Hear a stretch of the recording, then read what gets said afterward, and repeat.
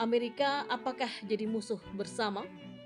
Ya, perang Rusia-Ukraina memberikan dampak yang besar kepada dolar Amerika Serikat dan dedolarisasi atau pengurangan penggunaan dolar Amerika Serikat di pasar semakin marak terjadi.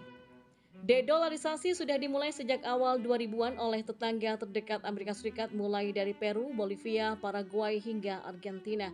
Brasil menjadi negara di Amerika Latin yang paling getol mengurangi dolar Amerika Serikat. Bersama BRICS yaitu Brazil, India, Rusia, China, dan Afrika Selatan, Brasil mulai mengindikasikan pembentukan mata uang baru.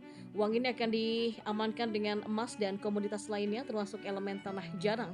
Brasil dan China pada akhir Maret 2023 juga membuat sebuah kesepakatan untuk membuang dolar dalam transaksi perdagangan mereka. Dari banyak negara tersebut, China tentu yang menjadi sorotan utama. Maklum saja, sebagai negara dengan nilai perekonomian terbesar kedua di dunia, China memiliki pengaruh besar di sektor perdagangan. China merupakan eksportir terbesar kedua di dunia berdasarkan data dari International Trade Center. Pada 2022 nilainya mencapai 3,6 triliun rupiah. Nilai tersebut jauh di atas Amerika Serikat sebesar 2,1 triliun US dollar. Maka tidak salah jika China terus berusaha mendorong yuan menjadi mata uang internasional. Presiden China Xi Jinping berkunjung ke Riyadh pada Desember lalu dan mengatakan China dan negara-negara Teluk Arab seharusnya menggunakan Shanghai Petroleum atau Natural Gas Exchange sebagai platform menyelesaikan transaksi minyak dan juga gas. China akan terus mengimpor minyak mentah dalam jumlah yang besar dari negara-negara Arab, memperbanyak impor LNG, memperkuat kerjasama pengembangan hulu minyak dan gas, layanan teknik, penyimpanan, transportasi dan juga penyulingan, serta memanfaatkan sepenuhnya Shanghai Petroleum and National Gas Exchange sebagai platform settlement perdagangan minyak dan gas dengan menggunakan yuan, kata Xi pada Desember tahun lalu. Upaya tersebut pun mulai menunjukkan hasilnya. China kini juga bertransaksi menggunakan yuan dalam perdagangan liquefied natural gas atau LNG dengan Uni Emirat Arab.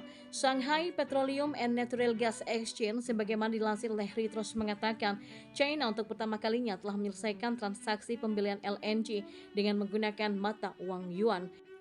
Reuters melaporkan perusahaan raksasa migas China atau CNOOC dan Total Energies menyelesaikan transaksi perdagangan LNG dengan mata uang yuan. China dilaporkan mengimpor sekitar 65.000 ton LNG dari Uni Emirat Arab. Sebelum bertransaksi dengan yuan, langkah dedolarisasi China dilakukan dengan mengurangi kepemilikan obligasi atau Treasury Amerika Serikat. Data Treasury International Capital atau TIC yang dirilis Departemen Keuangan Amerika Serikat menunjukkan hingga Januari 2023, China punya 859,4 miliar treasury. Nilai tersebut merosot 174,4 miliar US dollar dari satu tahun sebelumnya. Nilai kepemilikan tersebut menjadi yang terendah sejak Mei 2009.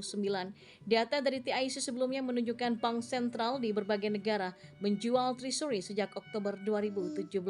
Saat itu Amerika Serikat baru mengobarkan perang dagang dengan China. Sementara itu analis dari China International Capital Corp atau CICC melihat aksi jual tersebut sebagai tren dedolarisasi. Dolar Amerika Serikat merupakan aset safe haven global, tapi dalam beberapa tahun terakhir banyak negara mengurangi kepemilikan treasury dalam beberapa tahun terakhir untuk mengurangi ketergantungan terhadap dolar. Resiko ketergantungan dengan dolar Amerika Serikat terlihat jelas pada tahun lalu selama ketegangan geopolitik di Eropa yang diikuti sanksi negara-negara barat ke Rusia.